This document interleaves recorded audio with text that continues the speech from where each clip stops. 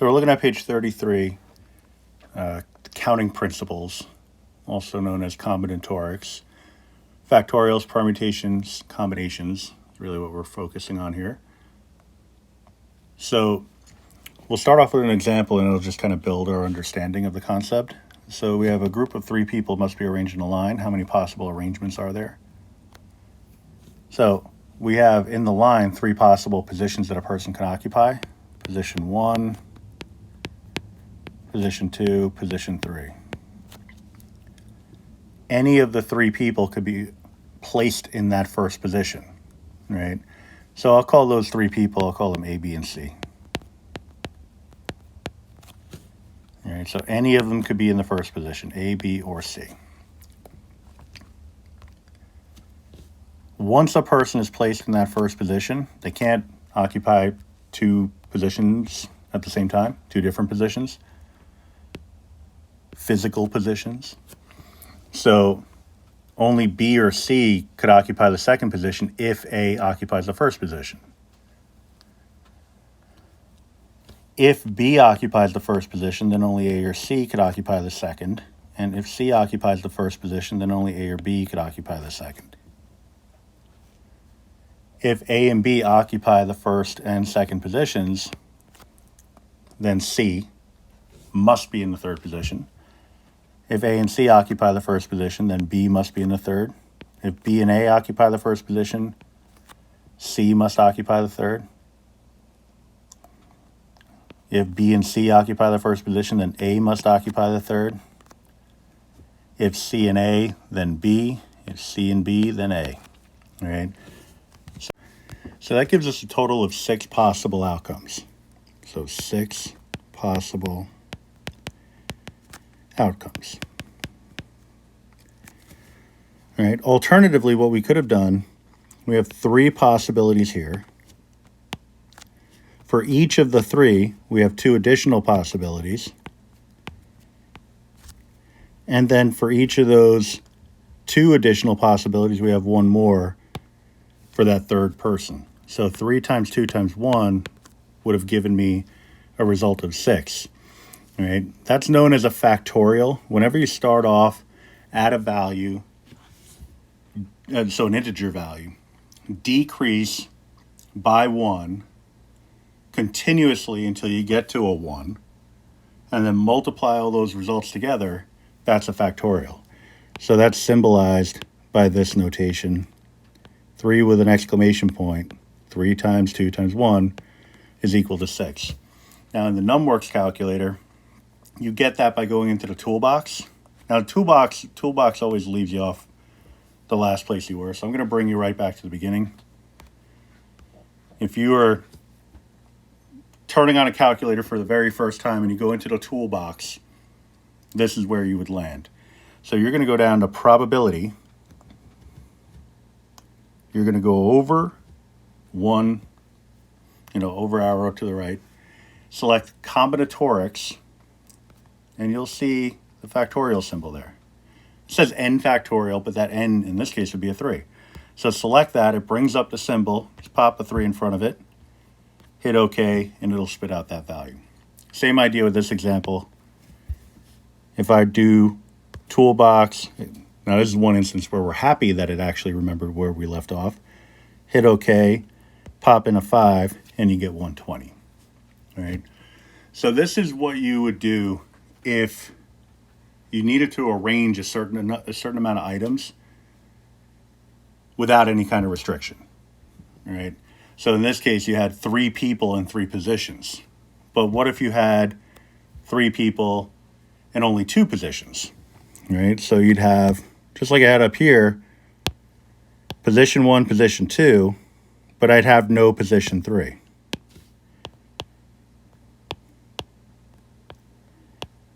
All right, so it would actually work out pretty much like what we did previously, except we wouldn't have that last column.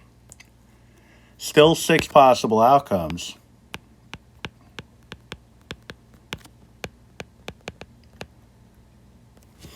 All right, and so really it's a concept that sometimes is befuddling, because how could you get the same answer? You got to think about it sort of sideways here.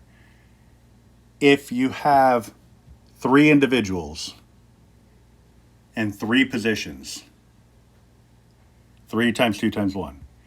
But if you have 3 individuals and only 2 positions, then it's 3 times 2.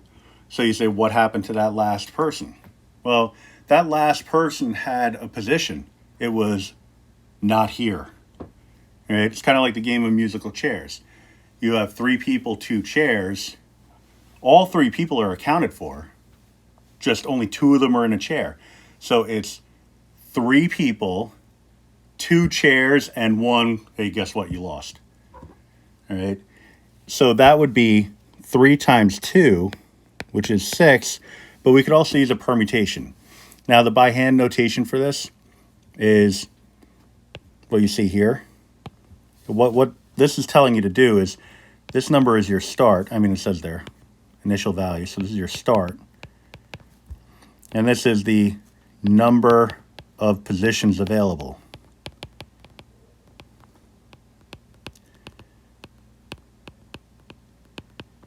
All right, so in this case, I would be starting with 3, and there's only 2 positions available, and I would get a 6 out of that. But then it begs the question, okay, how do you do this in the calculator? Well, I hit Toolbox again. There's an option here that says Permute. Slightly different, I mean slightly, massively different. But the elements that make up the permute function are exactly the same. So it would be 3 items that you're starting with and 2 positions available. So if I select that, put in the 3, arrow over, put in the 2, hit OK, I get the 6. All right, so that's where you have a restriction on a factorial. That's what a permutation is. There's these lovely rules for this, but I'll get into those in a little bit. Right, it's more in depth on I think the next page. Another possibility. Now we're jumping it up to 5 students here in a class. Not people standing on a line. All right, so we have 5 individuals. Determine the number of 2-person groups that can be generated from the 5 available students. So I'll call the students A, B, C, D, and E, very creatively. What I'm going to do, I'm essentially going to do a tree diagram, but it's going to sort of get out of hand pretty quickly. So if I do A, B, C, D, E, I can pair A up with anybody except for A. All right? So it could be B, C, D, or E. For the sake of space, I'm just going to reorganize this a little bit. I'll just get these out of the way for now. All right. Now B can be paired with anyone except for A, because it's already up here. We already showed that B and A were paired. Now, if I walked into a classroom and there were 5 students there, and I wanted to put them in groups of 2, I wouldn't be saying something like, Charlie and Billy, you're in group 1. Billy and Charlie, you're in group 2. Once I've accounted for them, I've accounted for them. I don't have to account for them a second time. So I'm going to skip the BA. Can't do BB. So BC, BD, BE. So I'm going to bring C into the mix here. C, I wouldn't pair with A because I already have that here. CB, I already have that here. CC doesn't make sense. CD and CE.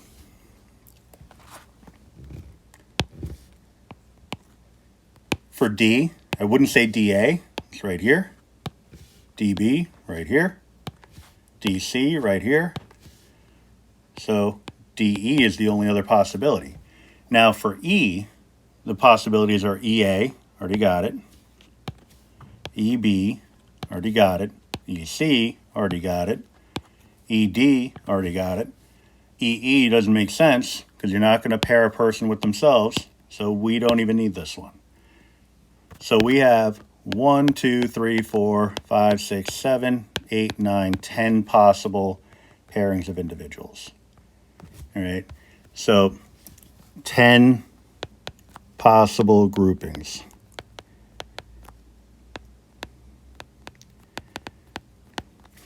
All right, so if we wanted to do that a different way,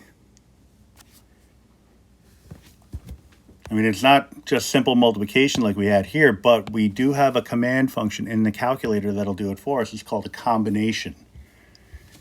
All right, so a combination of 5 items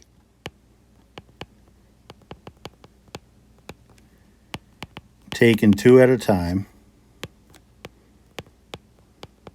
Not always, in this case, 5 students, 2-person groups.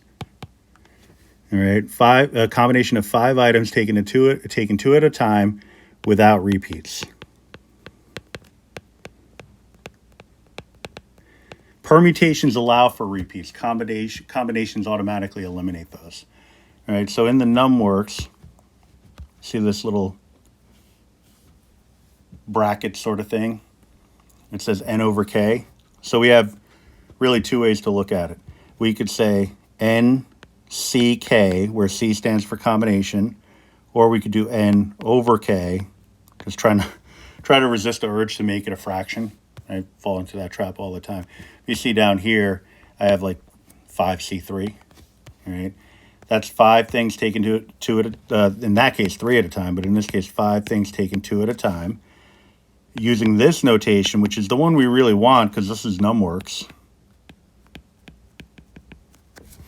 All right, so that's 5 over a 2, 5 things taken 2 at a time. No matter how you slice it, it's still going to give you the same value of 10. So here I put in the 5, hit the down arrow, put in the 2, hit OK, I get the 10. So you don't really need this notation. I just include it there because honestly it makes sense to include it in the event that you try to use a different calculator or you're reading something online. But we're going to focus on the numworks. All right. So for number 4, it's really the same idea. 5 students are in a class, determine a number of 3-person groups instead of 2-person groups. So 5 over a 3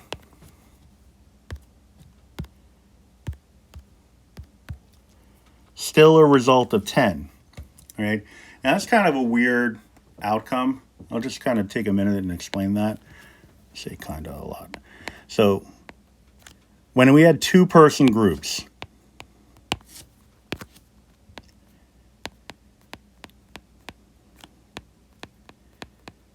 we had AB, AC, AD, AE,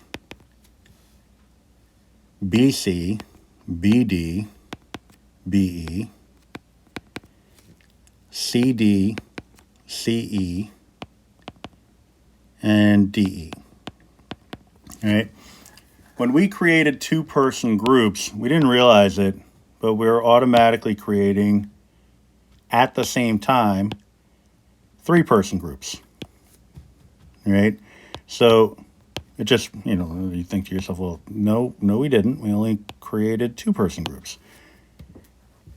By creating a group of 2, we've also additionally created a group of people who are excluded from that group of 2.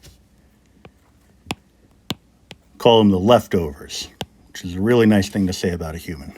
No, it's just the people who are not included, right? So this is a group of 3, CDE, BDE,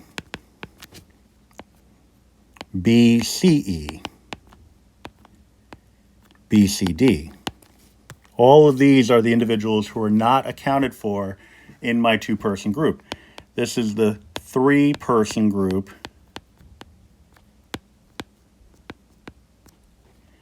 of excluded values. I'm saying values because it really just doesn't feel nice to say that about people, excluded people. That's not really very neighborly. All right, so A, we got BC, so DE. BD, we already have, so ACE. ACD. ABE. ABD, and ABC. So when you're creating a two-person group out of 5 individuals, you're automatically creating 3-person groups of the people who are not included in the 2-person groups. So that's a nice way, kind of along the lines of the at least one rule, where you can actually look for the opposite of the thing that you're being asked and use that to help you define the thing that's being asked. So if you didn't want to use a combination, I would ask, what do you think is going to be easier? To make a tree diagram involving 5 individuals taking 3 at a time, or 5 individuals taking 2 at a time? We did it over here and it wasn't that bad. This one's a little bit more elaborate. So if I have a choice, if I know these two things are equivalent, these two, if I know they're equivalent, then why not do the one that's simpler? All right, so we have our combination rule that's going to allow us to compute all these things by hand, but we could also do it on the calculator. So we already know how to do it on the calculator, but by hand, what we're looking at, just for example, 5C3 is equivalent to a permutation of 5 things taken 3 at a time. So the number of arrangements divided by 3 factorial in this case, which is the number of items per group as a factorial. All right. So what's actually happening is, if I, just going back to this one here, if I allowed for repeats in terms of the order in which items were accounted for, then I would have had more than, actually in this case, double what I have here. So I would have had more than what I have here, in some cases double, some cases 6 times what you would have if you just looked at the combination. Right? So what a combination does is automatically removes any of the instances in which a repeat would occur. So if we have A and B, a permutation would also include B then A, whereas a combination is just going to take the unique pairings. All right. So that's a little bit of a taste of how that formula works. Here's the formula in its full glory. We generally don't really need this formula, right? Or at least this part of it, because this gets the job done, right? So as long as you have a handle on what a permutation is, then you're good. So these examples below, I'm going to show you how you can accomplish that, right? Now, 14P14 is really the same as saying you're starting with 14 items and you want to put them in 14 person arrangements. Not necessarily person, 14 item arrangements. All right, so that goes back to the first example where we had three people that could be arranged in a line. And what I'm doing is accounting for the fact that everybody gets a spot. All right. In the second example, it was not everybody got a spot. Only 2 of the 3 got a spot. Right here, we're right back to the beginning where we would say everyone gets a spot. So there's 14 individuals, 2, 3, 4, 5, 6, 7, 8, 9, 10, 11, 12, 13, 14. All right, 14 individuals and 14 places for them to be situated. So any of the 14 individuals could occupy the first position. Once a person is in position, I keep saying person, so we'll think of it as people, but it's really items. Right? Any of the 13 remaining individuals could occupy the second position. Any of the 12 remaining individuals the third, and so on. I wouldn't expect you to write all this out, because once you realize that this is equivalent to a factorial, you kind of cut that out of the process. All right? Or this gets cut out of the process. All right? So this is the same as saying 14 factorial. Now, if I put that in a calculator, it's going to be huge. So my factorial button in the toolbox, put in a 14. Look at the size of that. Right? sometimes it's just more beneficial to write it as a factorial. I mean, you wouldn't be wrong if you wrote out the whole value, but this is a little bit more concise, and especially since oftentimes when we get an answer, we use it as part of a process. So we get an answer, maybe that's the first step in a longer process, in which case you want to work with the simplest form. All right, so 14 factorial would be the simplest form, but you could write 8, 7, 1, 7, 8, 2, 9, 1, 2, 0, 0. But you might not need to. All right, 5C0, if you kind of cheat ahead, you'll see that that there are rules that allow you to kind of streamline this, but for the purposes of instruction, I'm just going to show you how to use the permutation rule. So this is equivalent to 5p0 over 0 factorial. All right, and this is a little bit more theoretical, but it should make sense if you were to ask, okay, how many ways can I arrange 5, I'll go with people, 5 people in groups of 0? Essentially, that means I'm not selecting any of the individuals. So it really doesn't matter. There's only one way that that's going to happen. The act of not selecting anyone. It doesn't matter in what order I did not select people. Right? It's only the one instance of not selecting anyone. Now, 0 factorial is equal to 1 also, which seems counterintuitive, but I'll take you through the proof of that in a couple minutes. But for now, we're just going to assume that that's true. So 5C0, based off a lot of assumptions that I'm asking you to make, is going to be equal to 1. All right. And so maybe you don't believe me. So you put it in the calculator, 50, go into your toolbox, 5 on top, 0 on the bottom, and you get a 1. All right. So the calculator believes that it's true, that 5C0 is equal to 1, or the combination of 5 things taken 0 at a time is equal to 1. But more on that in a few minutes. All right. So 14C14, that would be the same as saying 14P14 over 14 factorial. And this is what I was talking about in number 1, or A, letter A. Sometimes it's just better to write it as a factorial, because we already figured out 14P14 is 14 factorial. So we're looking at 14 factorial over 14 factorial. Anything divided by itself is equal to 1. All right, and again, put it in your calculator. Toolbox, combination, 14 on top, 14 on the bottom. Lock it in. Result is equal to 1. All right. And you see here, that's what I was talking about before, the proof of why 0 factorial is equal to 1. We'll get to that in a sec. All right. For number 7. I saw the number 7 and I just kind of went after it. Letter D, 7C1. So it's the same as saying 7P1 over 1 factorial. For 7P1, that would be 1 space starting with the number 7. And then if this were a number bigger than 1, I'd keep going. I'd have, let's say that this was a 3, I would do 3 spaces, 7, 6, 5. If it were 7, if this number were 7, I would do 7 spaces, 7, 6, 5, 4, 3, 2, 1, all multiplied. But it's only a 1, so only 1 space. I'll use that space to double as a fraction bar. On the bottom, 1 factorial is equal to 1, so you get a result of 7. So again, 7, 1, lock it in, oops, and you get a 7. All right. So we're sort of driving at a couple of rules here, a few different rules.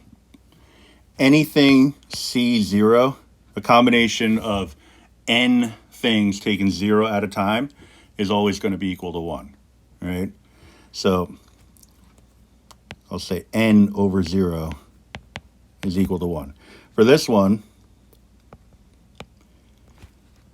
Same idea, but n over n.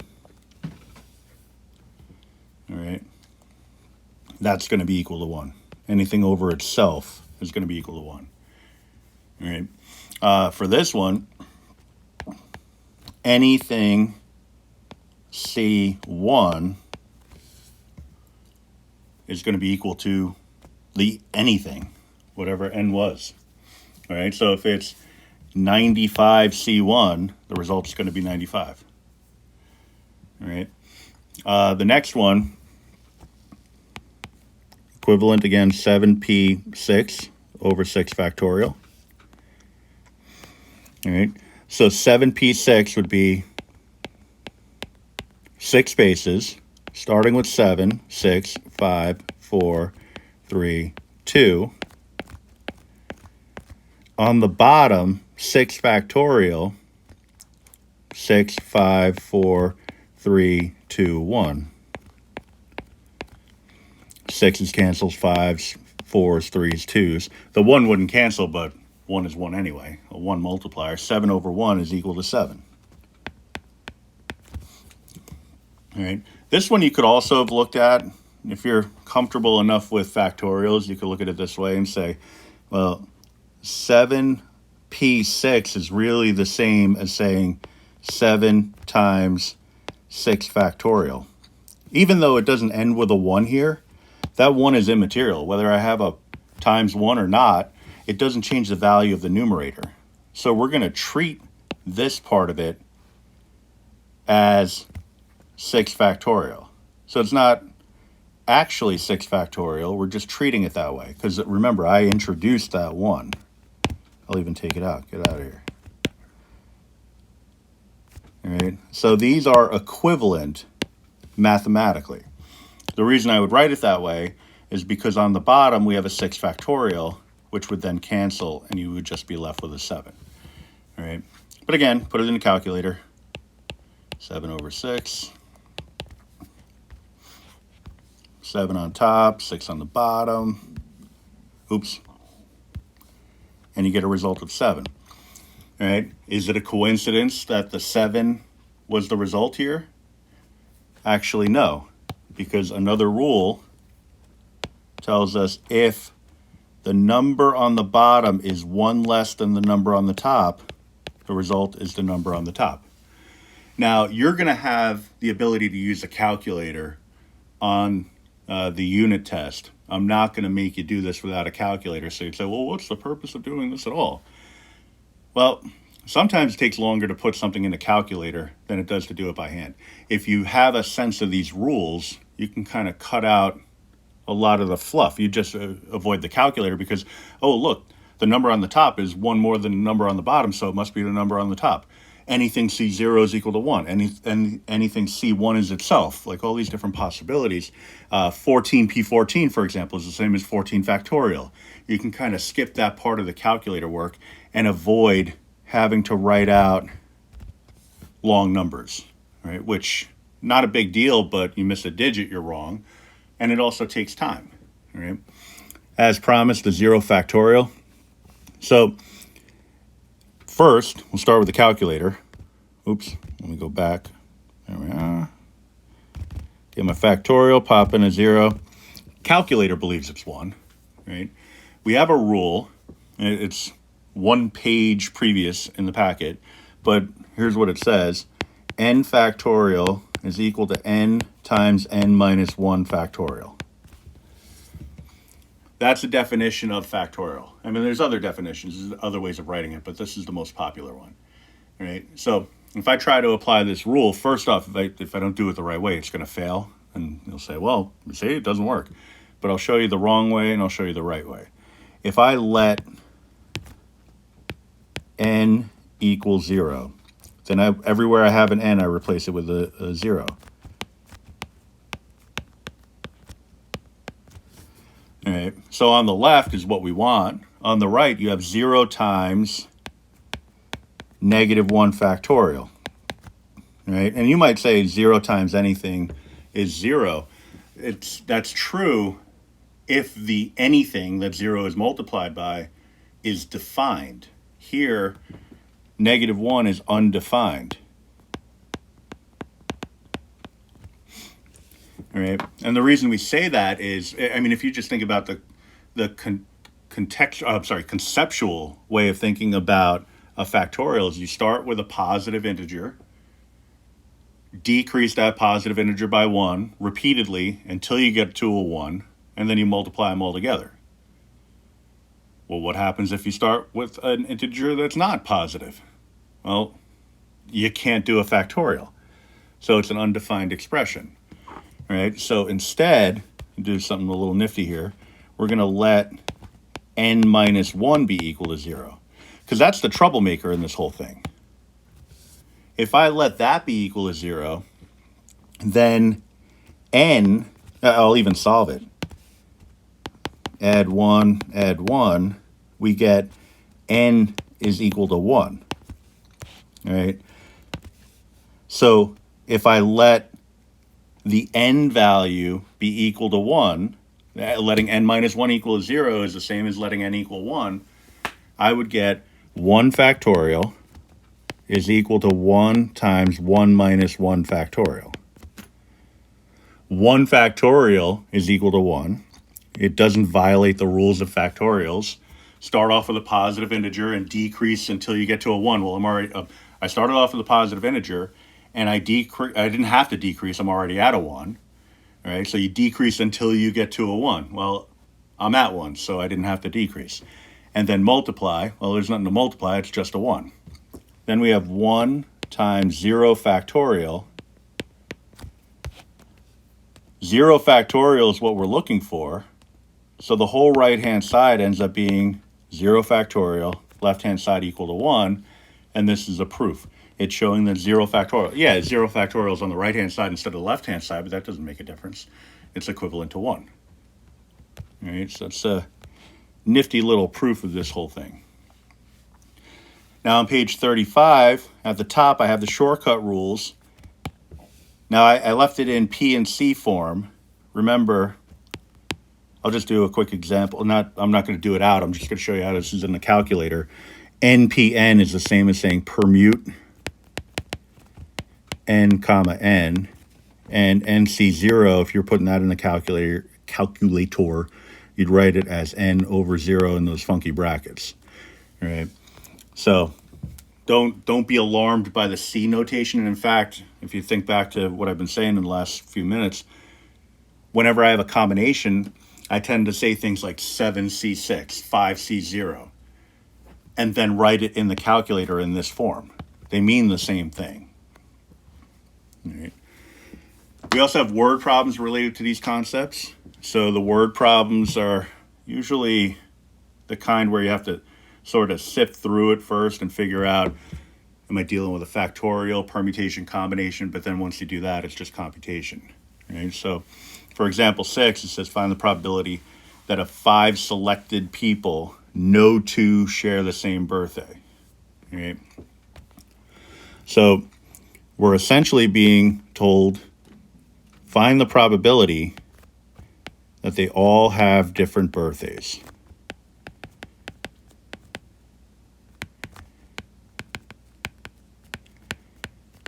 One of the more challenging things about probability is the logic of it, right? Being able to take the wording of the question that you're presented and rephrase it in a way that makes more sense to you, all right?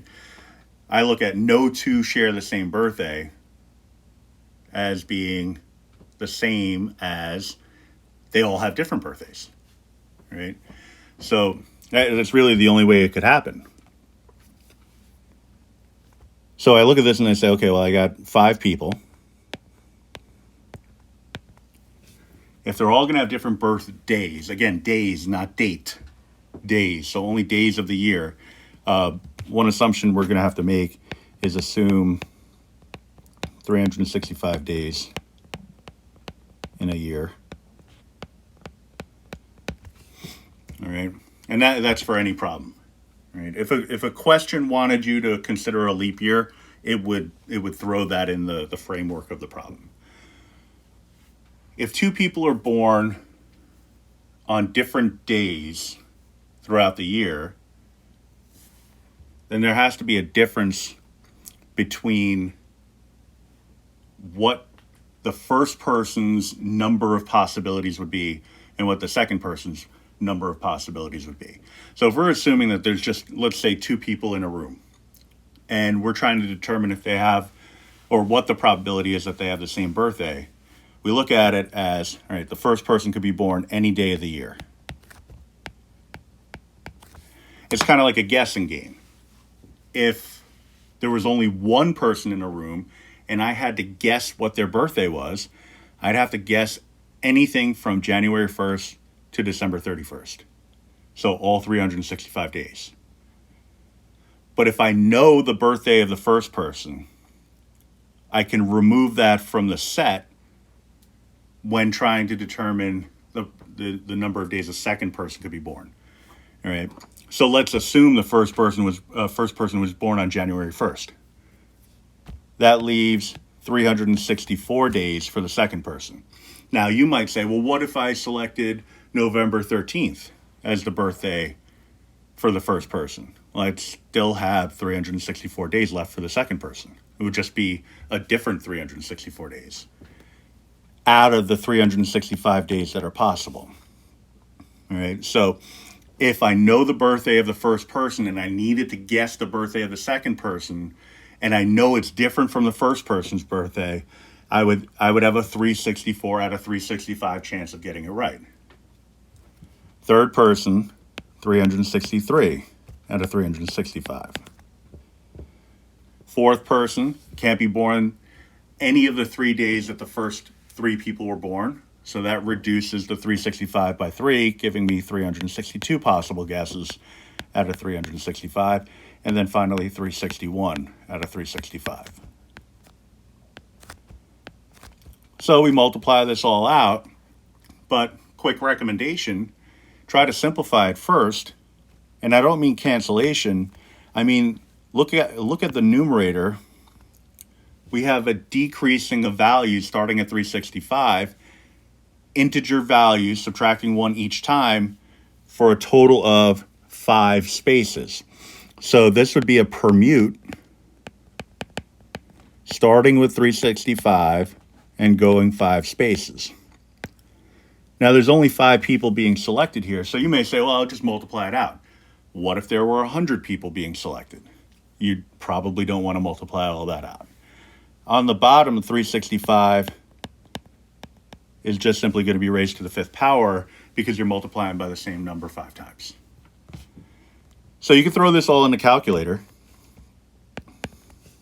So permute, toolbox permute, 365 with a 5. Make a fraction out of it, 365 raised to the 5th power. And you get approximately 0.973. All right, so the chances that nobody's going to have the same birthday if you have 5 people in a room together is very likely.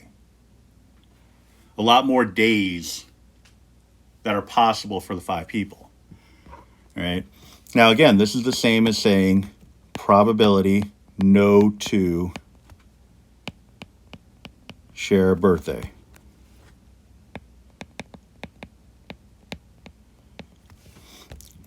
If I want to say for B, at least 2 share a birthday, well, that's the opposite of that. It's the complement. All right, so the probability at least 2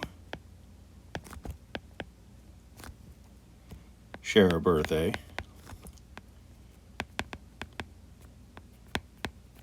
That's going to be equal to 1 minus the previous answer. Now I'm working with the more exact form in my calculator, so I'll do 1 minus answer, and I get about 0.0271.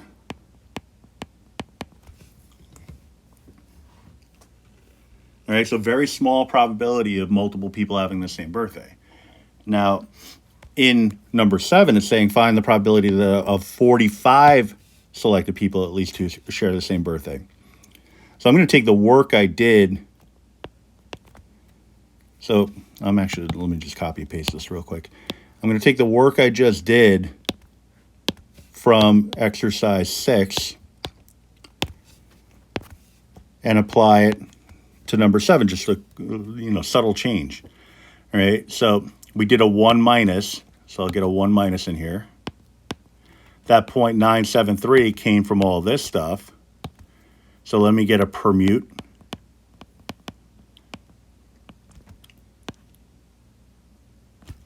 Instead of 365 comma 5, it's now 45. And instead of 365 to the 5th power, it's to the 45th power. So I'm just going to type this in, 1 minus permute 365 45 divided by 365 raised to the 45th power. And so you get kind of a flip-flop here. We're looking at about 0.941. What this is telling me is that the more people you have in the room, the more likely it is that at least 2 are going to have the same birthday. Right? Which should make sense. I mean, if I have 365 people in the room, yeah, it's possible that they all have this a different birthday. I mean, if I randomly selected 365 people and every one of them had a different birthday from everyone else, I would assume that that is the flukiest fluke of all time, or somebody's lying. But regardless, if I have 366 people in a room, there's got to be a match. Because the worst case scenario for the first 365 is that they all have different birthdays. But once you hit the 366 person, you're out of birthdays. So whatever the birthday is of the 366 person would have to match one of the first 365 people.